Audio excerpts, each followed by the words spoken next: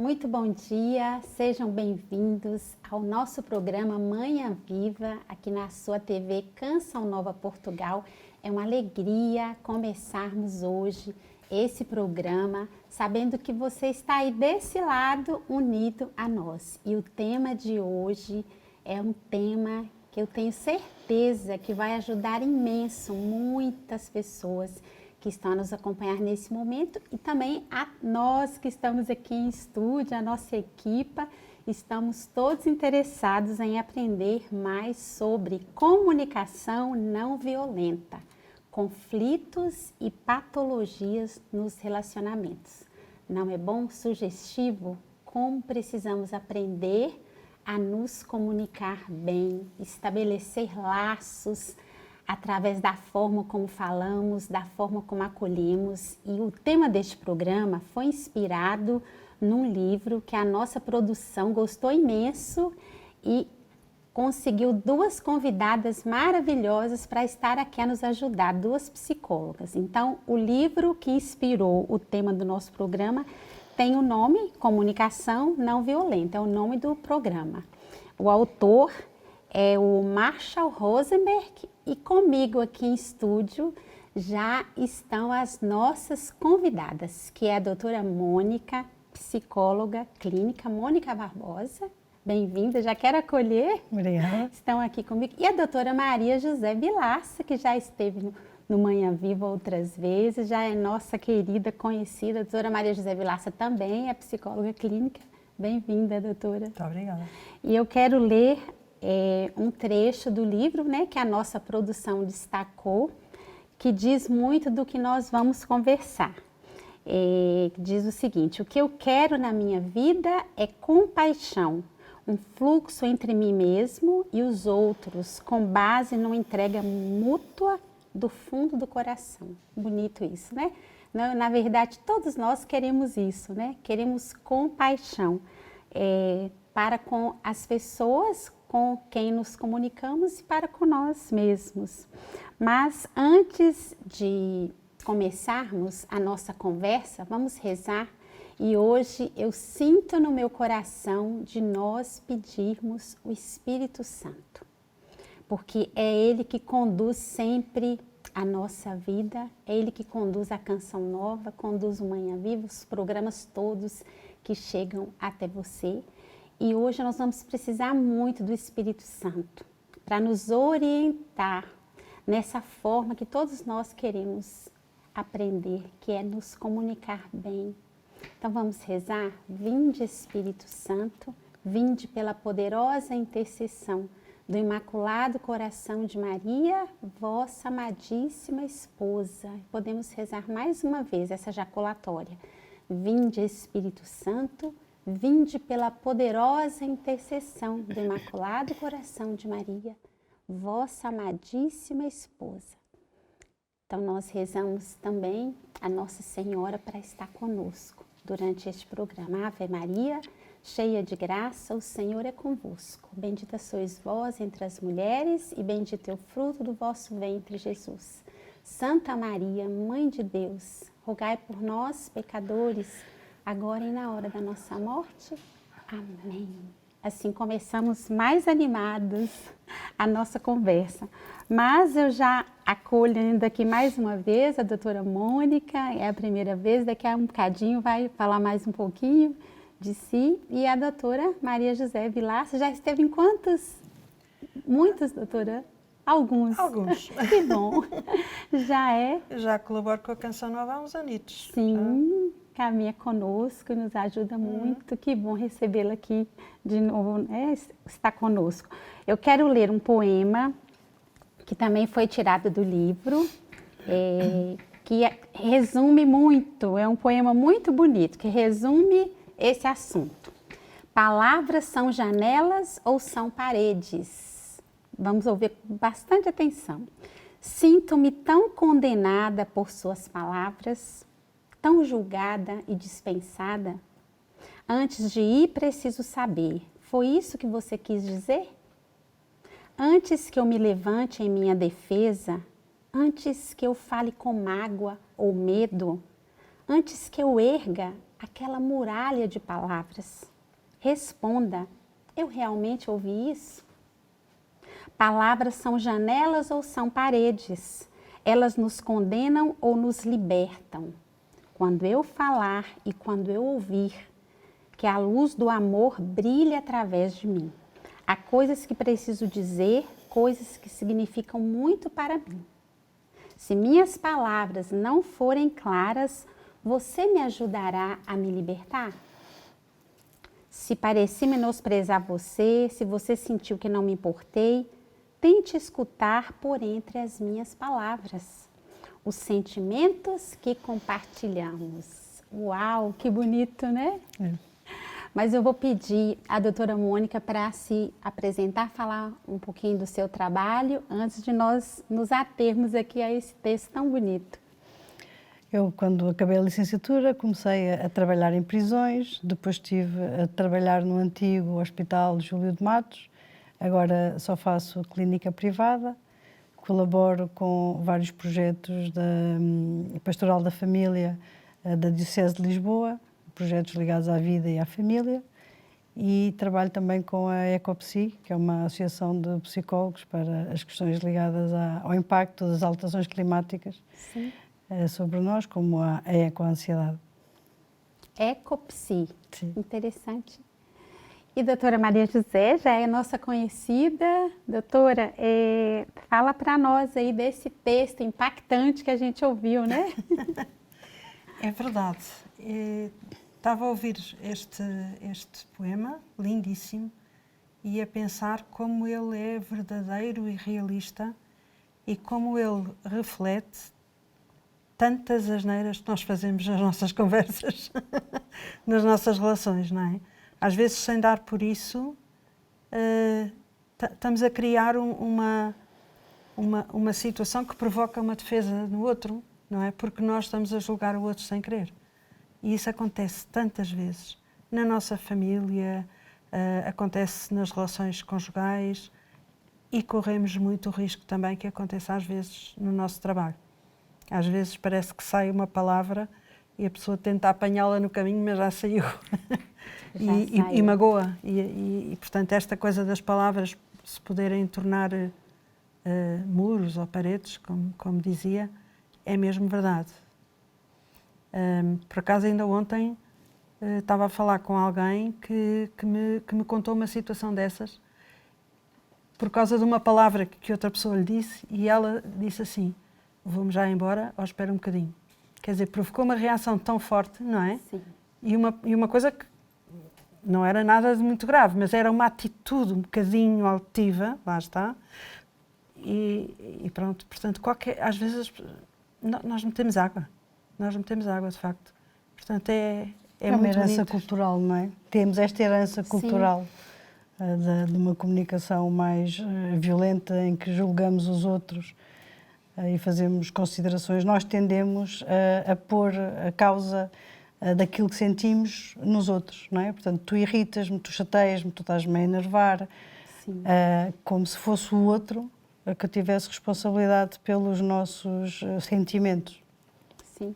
E o que acontece conosco, doutoras, para nos desligarmos dessa nossa natureza boa? Nós temos uma natureza boa dentro de nós. O que acontece para a gente não agir da forma como devíamos agir e adquirir essa comunicação violenta? É quando nos sentimos violentados, não é? Quando nos sentimos atacados pelas outras pessoas. Eu gosto muito de remeter isto para a nossa origem mesmo, para a criação.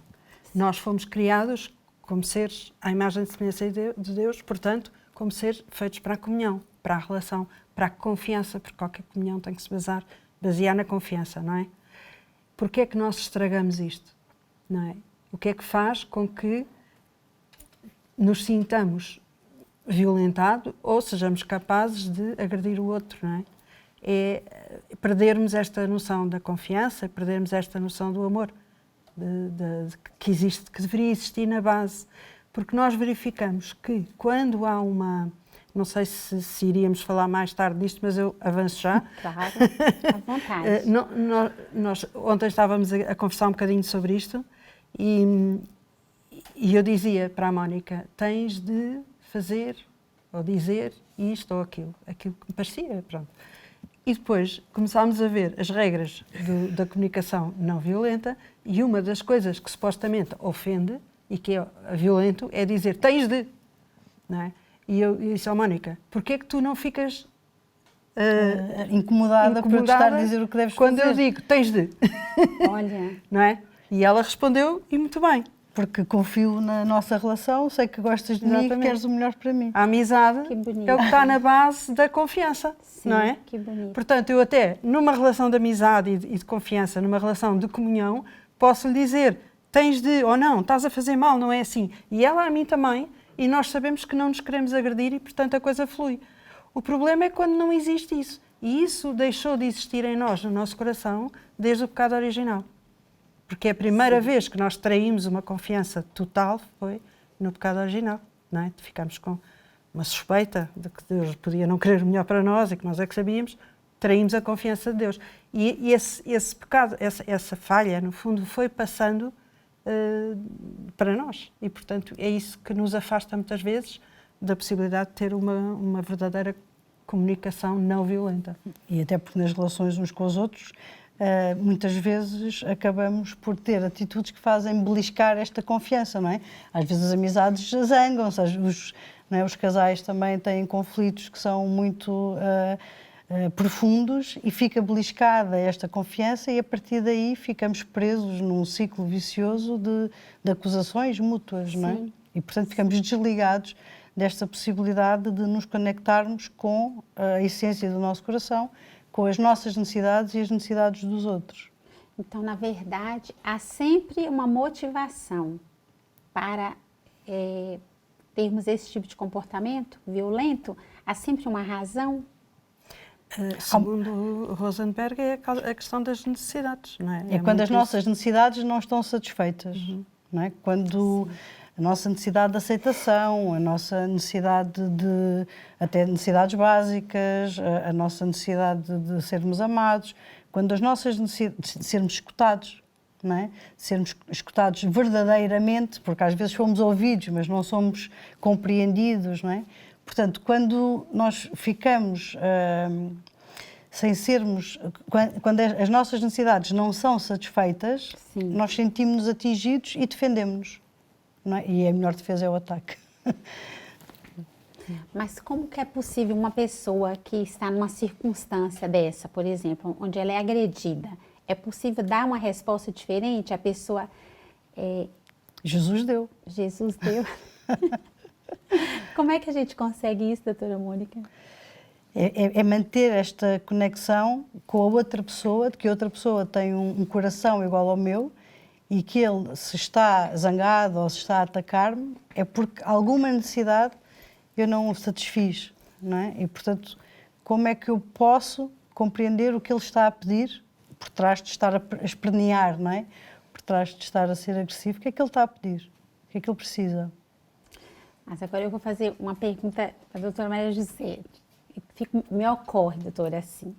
Jesus foi o exemplo para nós, né? Mas uma pessoa que não tem fé e que não acredita, não é cristã. Sim, uma pessoa que não tem fé, que não acredita, que não é cristã, tem sempre a capacidade existencial da vida de experimentar o amor e a confiança. Não é? Sim. Porque, ainda que não tenha fé e que não acredite, foi feita como nós, à imagem e semelhança de Deus. Nós sabemos que ela foi feita assim. E sabemos que ela existencialmente tem essa capacidade e mais, tem esse desejo. Portanto, se o experimentar na sua vida, se experimentar o amor e a amizade e a companhia do outro, aquilo que a Mónica estava a dizer a respeito da comunicação, a escuta ativa, a empatia, se sentir respeitada, percebe que isso é bom e que é isso que ela quer, não é? Da mesma maneira acontece que nós podemos sentir a comunicação dos outros como sendo violenta para nós, porque temos nós próprias necessidades não satisfeitas, não é? Eu estava a pensar também em algumas coisas que me ocorreram ultimamente. Acho que é bom pensar nas coisas da nossa vida e acho que este também é muito importante para cada um também ir pensando na sua vida, não é? Aquela pessoa que me disse aquilo e eu senti-me particularmente atingida, porquê?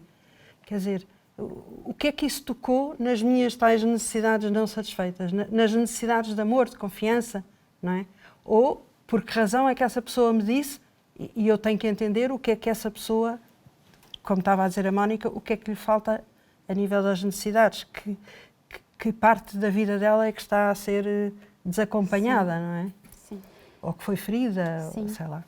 Engraçado que ouvindo, a gente tem a sensação que não é difícil, não é impossível, né? Não é impossível. Não é impossível. É difícil, mas não é impossível. Porque se a gente, eu acho que parece que tudo está relacionado com a empatia, né, doutora Mônica? De pensar no outro, né? E hoje eu vejo assim, a gente vê muito a questão da vingança, vou devolver no mesmo troco, a gente escuta tanto, né? Eu vou dar o troco, né? Porque a pessoa me agrediu, porque a pessoa me tratou mal, né? Vamos vingar. É feio, né? Isso não é bonito, né? A gente escuta muito no Brasil, não sei se aqui, eu sou um espelho. Não. Pois, Escutamos isso, é um Engraçado, espelho. Então, se pois. fez uma cara para mim, pois. o que eu faço? Olha, isso Espelho, não é bonito. pois. Isso é a comunicação Violenta, não é? pois. E quais são os pilares, doutora Mônica, da comunicação? Acho que a gente está conduzindo assim, né? E eu sinto que as pessoas podem estar agora a querer saber, né? Quais são os pilares dessa comunicação? O Rosenberg definiu 4 componentes, que é a observação, a identificação dos sentimentos, a identificação das necessidades e depois o pedido. Pela observação, pretende-se que consigamos descrever o que está a acontecer sem fazer juízo de valor. Não é? Deixaste a roupa no chão. Sem dizer deixaste a roupa no chão, isso é uma porcaria. Não é? A roupa está no chão, é uma observação simples, factual. Depois, identificar o sentimento que esta ação provoca em mim. Não é? Eu estou irritada porque deixaste a roupa no chão. Também sem fazer mais... Dizer isso também. Dizer, sim. Estou irritada, portanto, eu identifico o meu sentimento em relação à ação que eu observei. Estou irritada porque deixaste a roupa no chão. E depois juntamos a necessidade que está por trás deste meu sentimento, que pode ser a necessidade de ordem e higiene. Então eu posso dizer, estou irritada porque deixaste a roupa no chão, porque eu preciso da casa arrumada e limpa. Sim. E a seguir posso fazer um pedido com base naquilo que eu preciso. Estou irritada porque deixaste a roupa no chão, eu preciso da casa arrumada e limpa, podes passar a pôr a roupa no cesto, a roupa suja? Então, temos as 4 etapas. Olha, aqui na prática. neste Fantástico, exemplo. Fantástico. Porque é importante que depois possamos fazer um pedido claro sobre aquilo que pretendemos que a pessoa faça, não é? Porque simplesmente dizer que porcaria, a roupa está espalhada pelo chão, isto não se admite, a pessoa pode não perceber que eu quero que a roupa vá para o cesto da roupa suja, não é? Pode perceber. O quê? Estás-me a chamar desarrumada? Exato. Estás a dizer que eu Não sou... Não é? E nós temos uma frase na nossa comunidade que me lembra muito o nosso fundador, doutoras, que ele dizia assim, a pessoa só muda pelo positivo. Se nós realçarmos o negativo, não vai resultar em nada. E é essa comunicação, não é isso? É porque ao dizermos ao outro aquilo que precisamos, não é? O outro vai querer satisfazer as nossas necessidades. Se há amor, se há amizade, se há confiança, não é? Então, nós queremos fazer os outros felizes, não é? Queremos-los bem. Então, se para ti é importante, se a ti te incomoda, então eu vou fazer. Não por culpa, não por vergonha, não por medo do castigo, não é? Sim. Nas relações pais-filhos acontece muitas vezes isto, não é? Que se não pões a roupa no cesto da roupa suja, ficas sem ver televisão ou tiro-te a mesada ou assim, não é? E, portanto, aí sim aderimos pelo positivo, não é? Para irmos Pelo ao positivo. encontro da necessidade do outro por compaixão. Sim. E pela experiência de vocês que atendem tantas pessoas, né, acompanham tantas vidas, né, quais são os fatores que podem nos acontecer durante a nossa vida que nos fazem perder essa capacidade de dar uma resposta assim? O que mais afeta para cada um de nós agora olhar um pouco para a nossa história, né? Para que a pessoa não dê uma resposta, essa resposta, que é o ideal, né? É não termos sido olhados assim. Não é? Nas Sim. nossas relações preferenciais, muitos de nós não foram olhados com essa empatia, não é? Sim. Com esse encontro profundo entre duas pessoas que se querem bem. E então ficamos sem capacidade de amar os outros também. Sim. Ou seja, aquela frase que a gente costuma ouvir, né? Ninguém dá O que não tem. não tem. Então é isso, né, doutora Maria José? E eu agora estava-me a lembrar de uma santa que certamente conhecem, que é a Santa Josefina Bakhita, Sim. que não teve Querida. este olhar humanamente, Não. mas teve o de Deus. Através de uma pessoa, não é? Ela Então. depois conheceu Deus. E, portanto, até ela, que teve uma vida que nós podíamos dizer, mas ela não teve. Não, Pronto. ela teve, ela conheceu Deus, portanto, conheceu esse amor incondicional. Isso, de facto, é toda a diferença. A Santa Teresinha de Menino Jesus dizia que a responsabilidade dos pais é enorme, porque eles são a primeira imagem de Deus na vida das crianças. E, de facto, quando os nossos filhos pequeninos olham para nós com aquela ideia de omnipotência que têm em relação aos pais, não é? É como quando nós olhamos para Deus, não é? Sim. E se eles não veem nos pais esse amor incondicional, essa fonte da satisfação, da sua necessidade de ser amado, como é que eles depois podem ver em Deus? Não é? É difícil, não é impossível, mas é mais difícil, não é? É uma responsabilidade que nós como pais temos, e eu acho que esta comunicação não violenta ajuda muito também na educação dos nossos filhos. Dos filhos. E devo dizer que não é só ajudou-me ao longo da vida, porque não é verdade, ajuda-me hoje que eu descobri isto. E isto é importante, se calhar, para as pessoas que estão lá em casa, Ainda é perceber está, que né, doutora, é hoje que eu descobri isto que eu vou mudar qualquer coisa. Sim. Não é o que está para trás, passou, já não interessa. Não é? Boa. E eu digo isto pela minha própria experiência, quer dizer, eu Sim. sei que não fui sempre essa resposta para os meus filhos. Nem sempre fui a fonte do amor incondicional que eles precisavam. E muitas vezes não sou ainda. Mas, desde que descobri esta forma de comunicar, desde que descobri esta necessidade, a partir do momento em que eu vejo neles esta necessidade, eu respondo, e é o que interessa, é a partir do momento em que descobrimos isto, não é? Daqui para o futuro, o que é que é? Vamos começar agora, tudo de novo. Começar agora. Principalmente os pais. Mas a doutora Maria José referiu-se à Santa Bakhita. É uma santa muito querida, realmente uma história que é o contrário do que nós ouvimos esse ditado, ninguém dá o que não tem. Ela deu o que não tinha recebido, né? Mas recebeu de Deus. Mas recebeu de Deus. Boa. E aí é que está, muitas vezes nós culpamos Sim. as nossas circunstâncias, porque eu tive um pai que não sei quê, tive uma mãe que não isto, tive uma mãe que bebia, um pai que batia, e por isso sou o que sou. Sim. Mas não. E a Santa Bakhita é o exemplo perfeito de que não é por aí. Perfeito, é. Se eu estiver atenta à realidade, também estou atenta aos sinais da presença de Deus na minha vida. Sim. Não é? Aliás, eu acho que esta comunicação não violenta ajuda-nos a estar atentos também à realidade naquilo que são as necessidades do outro. Não é? É uma coisa que eu acho que é fundamental, nós termos esta atenção. O outro, Deus que se manifesta através do outro. Sim. E deixar-nos amar também é importante. Não é só amar os outros, é deixar-nos amar. Deixar-nos amar. E a questão dos traumas, doutora Mônica, é importante tratar os traumas da nossa história, as feridas, né? Como é que isso interfere? Se a gente trata também, por exemplo, na terapia, melhora também, pode ajudar, né? Na comunicação não violenta. Sim, se não tratarmos os traumas, corremos o risco de estarmos sempre a pedir aos outros que nos curem os traumas, não é?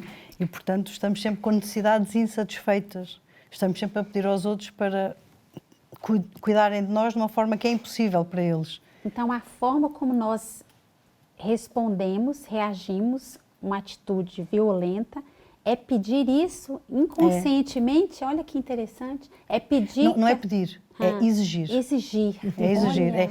Porque há uma diferença entre pedir e exigir, não é? Se eu lhe pedir uma coisa, tem a liberdade de me dizer que sim ou que não. Se eu lhe exigir outra coisa, não é?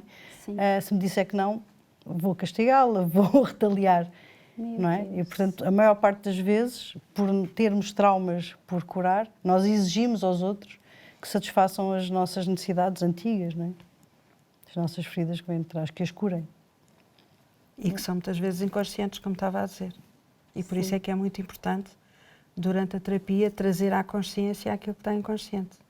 Porque só conscientemente é que nós podemos trabalhar as coisas, não é? Isso é fundamental. Aumenta-nos a liberdade quando temos consciência das coisas. E isso é verdadeiramente terapêutico, não é? Aumenta-nos a liberdade quando temos consciência das coisas que vivemos. Olha, dá pano para manga, né, doutora? É outro programa. É outro programa, mas a conversa é muito boa. Nós vamos fazer um breve intervalo e já voltamos para continuar essa conversa e aprender muito. Nós precisamos melhorar, todos nós, muito. Fique aí que a gente já volta.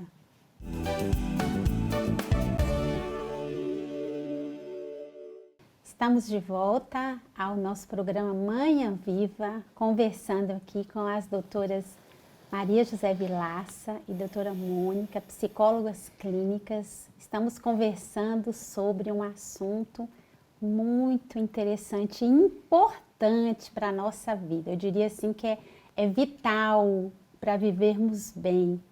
Como viver, né? Como colocar em prática a comunicação não violenta.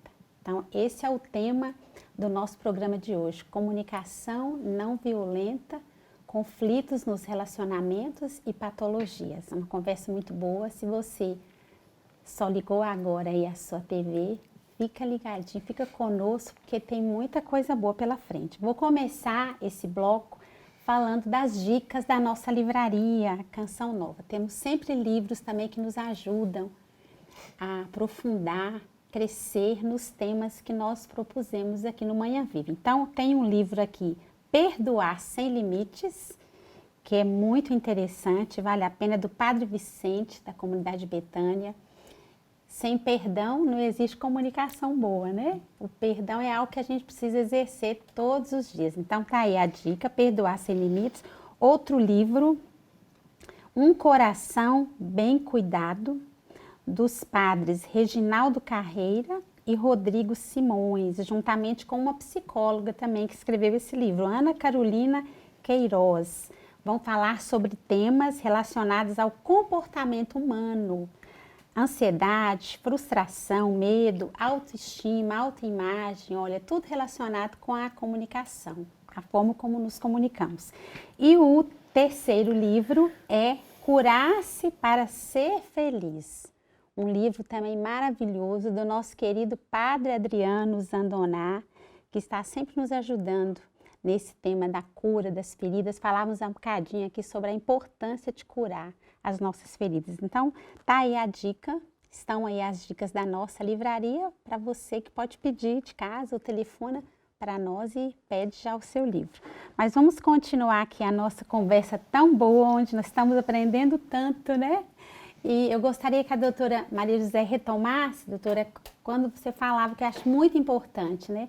Dessa questão de educar para a liberdade, né? De corrigir, principalmente nós que somos pais, eu creio que tem muitos pais e mães acompanhando. Né?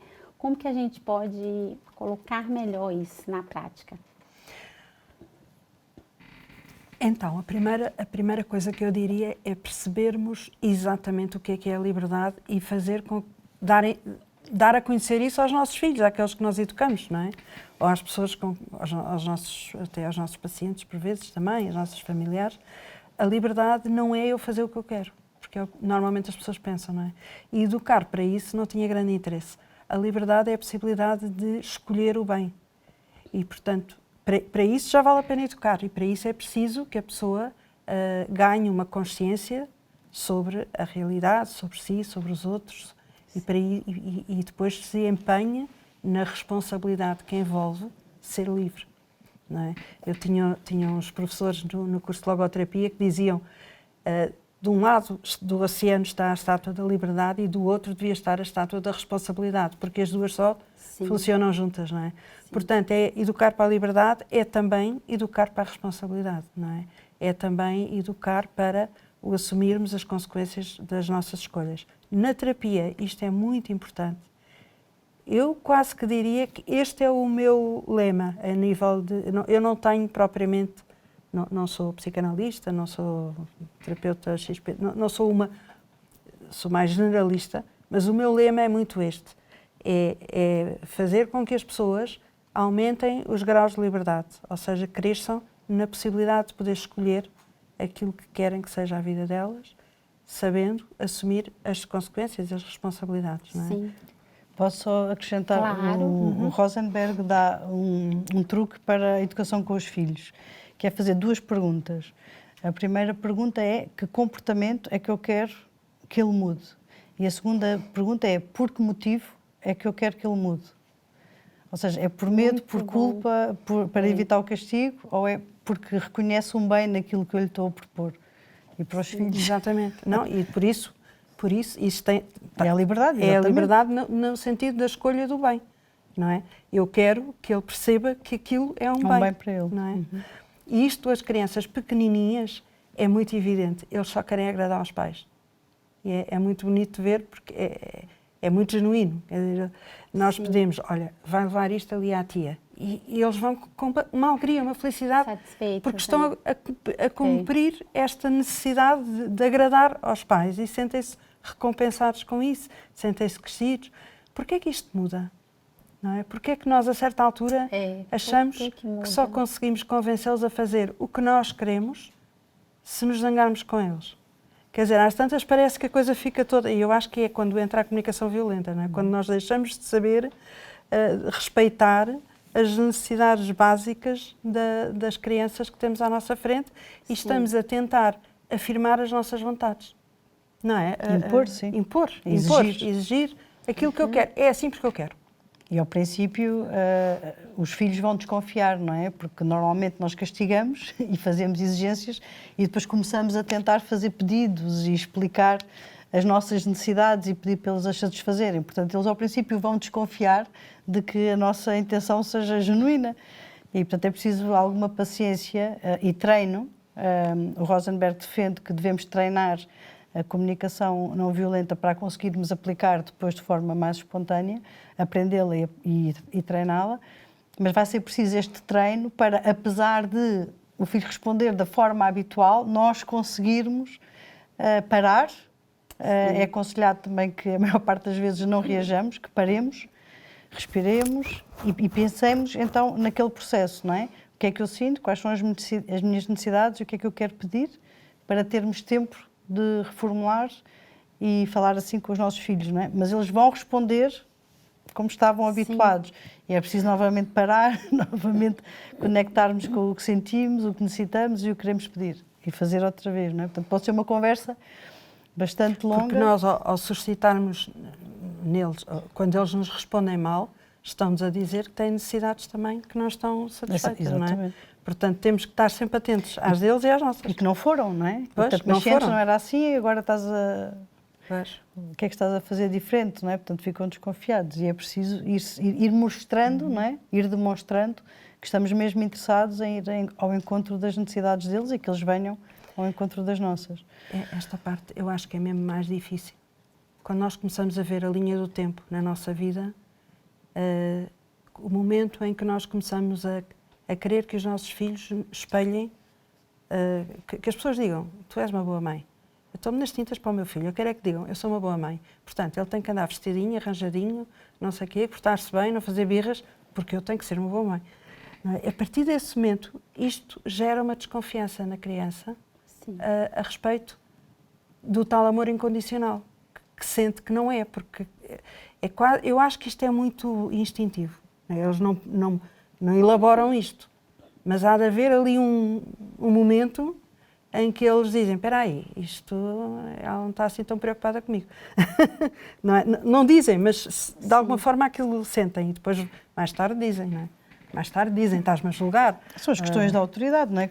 Como impomos a nossa autoridade, fica difícil para eles compreenderem quais são as motivações boas, não é? Uma autoridade não reconhecida, porque poderia ser uma autoridade, sim, claro, eu reconheço que tu tens autoridade sobre mim porque a tua autoridade vem do amor que tens por mim. Agora, quando não reconhecem isso, a coisa torna-se mais complicada. Sim. E isto entre casais também é assim, não é? Entre casais, importantíssimo, né? Eu lembro-me, quando comecei na área da psicologia, ouvia muitas pessoas dizer que os casais tendem a transformar o casamento num campo de batalha. Que era uma coisa que eu não percebia muito bem. O que era? Até começar a viver casada.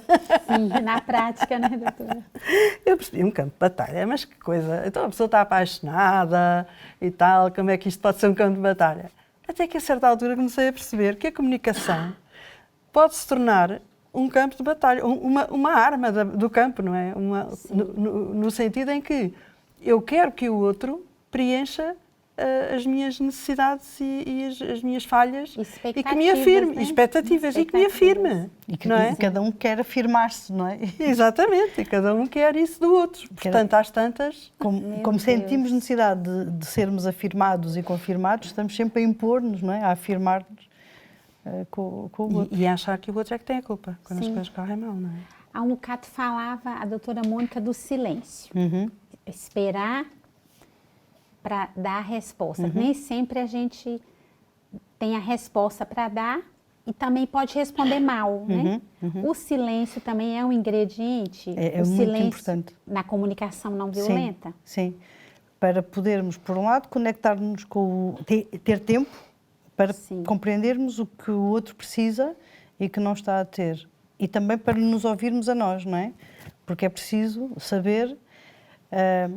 não é? O meu filho respondeu-me qualquer coisa que eu não gostei, não é?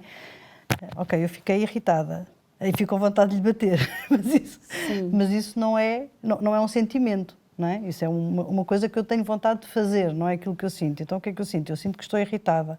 Estou irritada porquê? Porque eu tenho necessidade de ordem, não é? Como naquele exemplo de há pouco. E se não pararmos, não é? Ficamos naquele piloto automático em que esgrimimos argumentos para trás e para a frente, que normalmente são de acusação mútua. Aí vai se transformar no campo de batalha. Sim. Com os filhos também muitas vezes a educação é um campo de batalha, não é? Sim.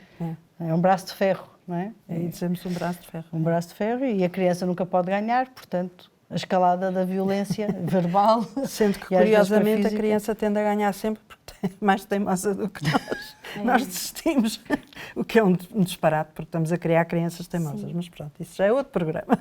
Porque às vezes nós pensamos assim, como pais, que podemos perder para o filho. Perder no sentido de o pai sempre está com a razão. Também nem sempre, às vezes a gente pode não estar com ela. Claro. Mas na maioria das vezes, nós pais estamos com a razão. Quando o meu filho reage mal, uma pergunta bem prática, doutora, para exercer essa comunicação não violenta.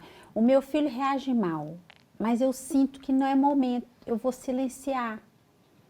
E não dar uma resposta, não fazer uma correção ou uma intervenção. Isso é mal para a educação? Não é mau, mas é importante que lhe possa dizer aquilo que ele está a comunicar com a má resposta. Estás zangado porque eu te estou a pedir para fazeres uma coisa que não queres. Sim. Ou seja, mesmo quando alguém nos diz que não é? Eu posso pedir qualquer coisa à Maria José que ela me diz que não.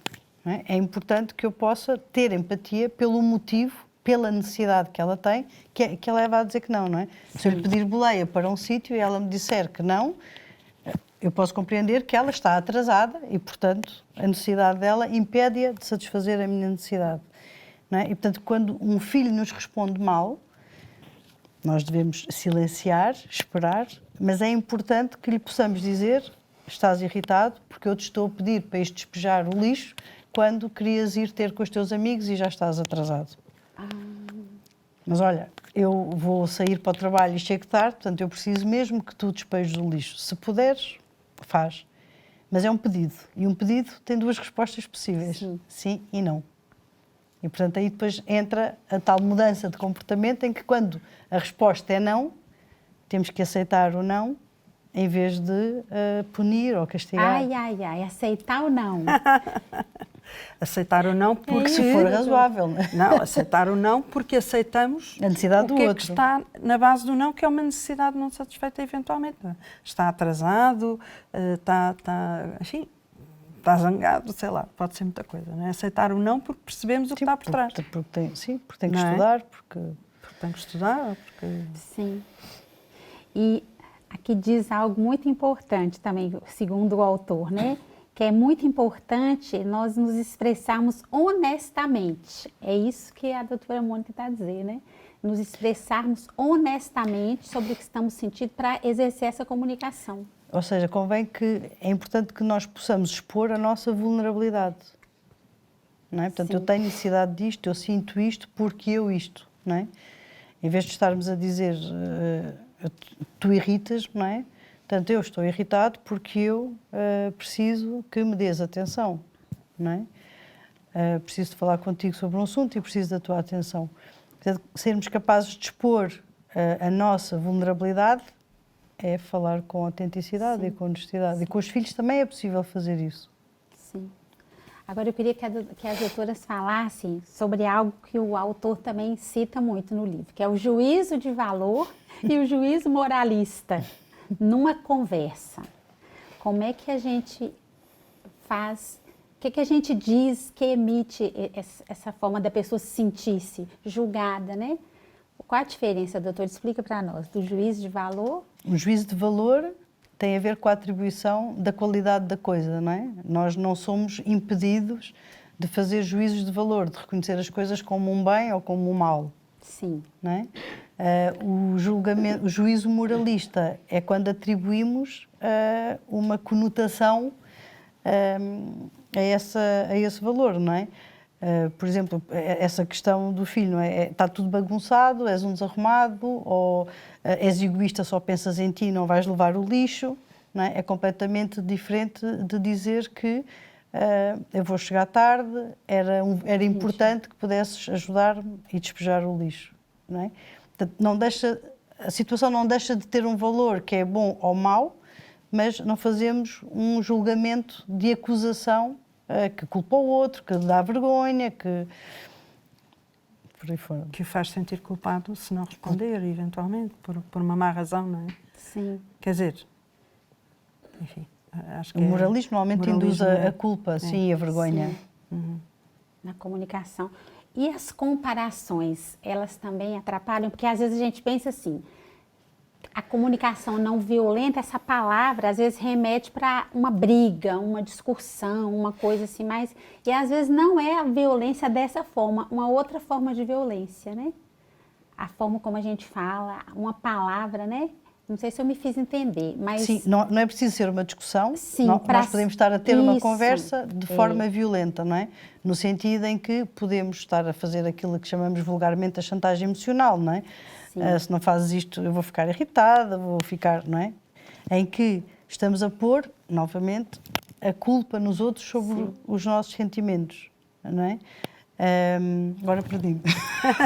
Não, eu por acaso estava a ouvir e estava-me a lembrar também de coisas que todos nós provavelmente sentimos no passado e de experiências que temos com os nossos pacientes, daquele género da mãe manipuladora que diz eu dei a minha vida por ti e fiz e não fiz por tua causa e não sei o quê, e tu agora pagas-me, né, dessa maneira. De uma forma muito sutil, de uma forma sutil, muitas vezes. Triste, se não tiveres boas notas, mas se for só o fico triste, até nem é mau. Agora, quando escala, não é? Mas a questão é que fico triste por não teres boas notas, também induz culpa e a criança passa a querer ter boas notas para a mãe não ficar triste, não porque ter boas notas é um bem em si mesmo, e para o seu futuro. É a tal coisa da escolha do bem, não é? Sim, mas eu não me lembro da pergunta que a Telma fez. Eu perguntava à doutora sobre as comparações. Uma comparação num diálogo, a forma como eu chamo a atenção de uma pessoa, às vezes um esposo, às vezes um colega de trabalho. Se eu faço uma comparação, também é? Nós somos todos únicos e irrepetíveis. Sim. Portanto, se nos comparamos com outra pessoa, estamos sempre a perder. Sim. Portanto, então também não é uma boa comunicação. E sermos comparados é muito duro. Sim. É muito duro. Ficamos sempre a perder. Sentimos que não temos, perante o outro, não temos uma identidade. não, E o valor próprio. não é? Não somos respeitados. Não é? Parece que o que está em causa é sempre o outro com quem nos comparam. Sim. E isso gera muita violência. Na comunicação. Portanto, é uma comunicação que gera violência. Não é? Mas então, ainda voltando à questão de ser uma discussão ou não, não precisa de ser uma discussão, não é? Muitas vezes nós, na linguagem normal, usamos palavras que são violentas, não é? Tu deves, tu tens de... tudo isso faz com que as pessoas fiquem encurraladas em fazerem aquilo que estamos a mandar ou fazer ou não, não é? E depois há sempre o receio de ser retaliado ou por aí fora. Há certos verbos que em si mesmos já são violentos, não é? Usados desta forma. Pois é, a doutora podia dar exemplo para nós desses verbos, né? Esses verbos que a gente usa, às vezes sem perceber, quando vamos nos dirigir, né, às pessoas, e acaba provocando, né, essa comunicação. Agora estou-me a lembrar de duas palavras que não devemos usar, que é o sempre e o nunca, porque são absolutas e não existe. Sempre e nunca, não devemos. Deixas sempre as coisas no chão, não existe. Olha, um bom exemplo para nós. Nunca me dás atenção, não existe. Entendi. E o que a gente usa no lugar desse sempre do nunca, doutora? O agora. O agora? O aqui e o Usa a agora. observação. Não é? Esta manhã deixaste a roupa no chão. Entendi. Hoje telefonei-te e não atendeste. Por mais que já tenha acontecido outras vezes. O que importa é o hoje. O não é? hoje. Sim. Entendi. Porque aí é a questão do positivo, né? É mais do que o positivo, não é? É mesmo uma questão que eu acho que tem muito a ver também com a nossa fé, que é o centrarmos no aqui e agora. O presente é o que Deus nos dá, e por isso é que é presente, para nós vivermos em cada momento. E é o que define a nossa salvação, é o momento que define. Se nós em cada momento presente tivermos em conta a nossa eternidade, não é? O que define a nossa salvação, não vamos estar fixos nem no passado, nem no futuro, que pode nunca vir. E Deus dá-nos a possibilidade de recomeçar cada novo dia. Portanto, o que interessa é esse presente de Deus que se chama presente, aqui e agora. E desta maneira nós aprendemos também o que é uma comunicação não violenta. Não é? Deus não nos diz, tu sempre fizeste isto, nunca fazes aquilo. Nunca Deus nos diz isso. O filho pródigo, hein, doutora? Ora bem, lá está. Só um abraço, né? Exatamente. No presente. No presente. Isso traz tanta esperança para a gente que está ouvindo vocês, porque por mais que a gente tenha errado, eu acredito que toda a gente erra. Claro. Toda a gente já fez, já cometeu, já agiu claro que sim. dessa forma. Nós agimos assim, né? Mesmo quem também não é casado. Mas isso traz tanta esperança, quando a senhora diz, doutora Maria José, o passado já está lá. Já foi. Não precisamos mexer no passado, a não ser para curar. Mas temos tempo aí pela frente para mudar a partir de hoje. A partir de agora, exatamente. Vamos mudar a forma, né? Ô, doutora Mônica, uma coisa interessante também que foi referida aqui pela nossa produção é a questão que às vezes nós confundimos o que nós sentimos e o que pensamos na comunicação. Fala para nós um pouco sobre isso. Qual é a diferença? Sim, por exemplo, eu acho que agora eu acho que não, muitas vezes nós usamos a palavra sinto como uma muleta e pensamos que é um sentimento só porque estamos a dizer a palavra sinto. Não é verdade, não é? Entendi. Portanto, eu sinto que conduzi mal na viagem de Lisboa para aqui. Não é? Isto não é um sentimento, é um pensamento. Não é? Portanto, eu avalio a minha performance na condução e penso que não foi boa, não é? Mas como digo sinto, iludo-me e penso que estou a falar de um sentimento. É diferente de dizer eu sinto-me frustrada porque demorei muito tempo ou porque não ultrapassei ou uma coisa assim do género, não é? E muitas vezes fazemos esta confusão com o truque de usarmos a palavra sinto. Normalmente um sentimento Quando queremos expressar um sentimento, basta dizer eu estou triste, eu estou zangada, eu estou irritada. Não precisamos de pôr nenhuma palavra antes. Eu sinto, não é preciso, Não, né? porque se diz eu sinto, normalmente é um pensamento, um julgamento. Estou outra naquele coisa. momento, refere-se a um momento específico, né? Também. Entendi. Olha, passa tão rápido esse programa, a gente tem uns minutos ainda. Eu queria deixar para as doutoras falarem de uma forma prática, né? Ajudar para quem está nos acompanhar, quem está de casa, para nós aqui, de forma prática, como que a gente pode viver melhor essa comunicação não violenta. Em casa, para quem, nos nossos relacionamentos com o filho, né? Em todas as áreas. Eu acredito que também no trabalho é tão importante isso. Há um bocadinho eu até dizia para a doutora, tanta gente que não para em trabalho nenhum porque não sabe se expressar, ou se expressa mal, né? E nem sempre o outro tem paciência, né? Como é que a gente pode fazer para melhorar isso em nós, de uma forma geral?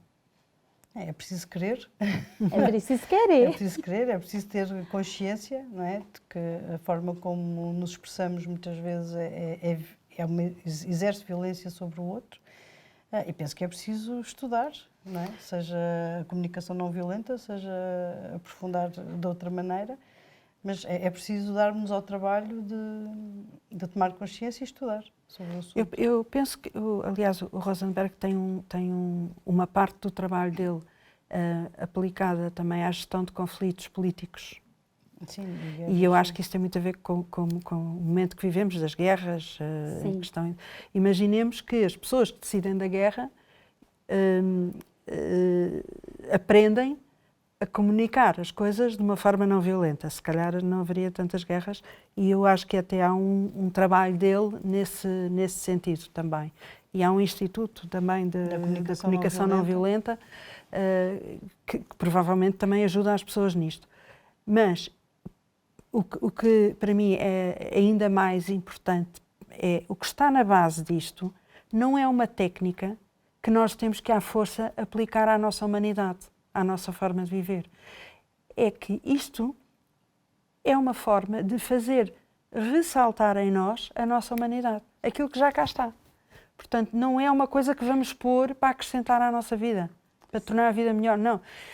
Vamos tornar a vida melhor porque nós somos feitos para esta vida melhor e, portanto, é uma pá para escavar, para ir lá buscar ao fundo aquilo que verdadeiramente nos faz mais humanos e mais pessoas. Não é? É um bocadinho ir buscar a nossa dignidade quando olhamos o outro com respeito. Quando pomos as nossas decisões também tendo em conta o outro, o respeito que temos pelo outro, não é?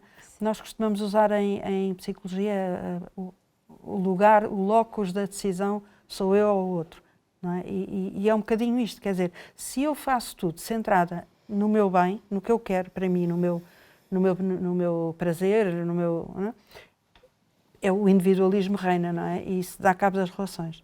Se nós fizermos as coisas mais a pensar no respeito, na empatia, no outro, mais facilmente usamos a comunicação não violenta, não é? É o que está na base dele. Que a comunicação não violenta expressa o desejo íntimo que temos de ter uma relação próxima com os outros. Exatamente. Pois. Somos feitos para isso.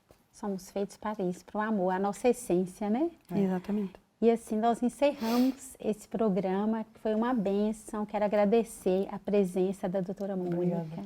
Foi uma maravilha, doutora. Pelo menos para mim, principalmente, né? Nós que estamos aqui em estúdio. Doutora Maria José, muito obrigada. Deus lhe pague. Agradeço a disponibilidade, né, de vocês virem que abordei esse assunto que é tão necessário para todos nós. Muito obrigada. Obrigada. Quero deixar um abraço para toda a gente que nos acompanhou de casa, agradecer a sua presença, agradecer ao nosso benfeitor.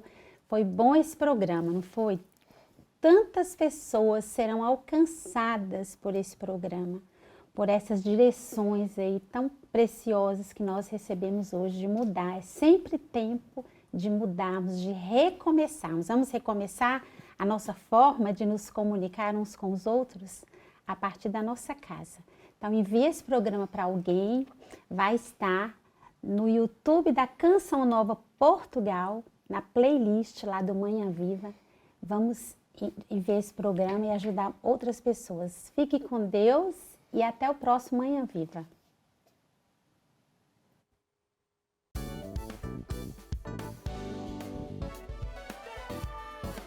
Se gostou deste programa, clique aqui na nossa playlist aqui em baixo para ver outros episódios. Se ainda não subscreveu o nosso canal do YouTube, faça-o já clicando neste botão aqui do lado e será logo o primeiro a saber todas as novidades.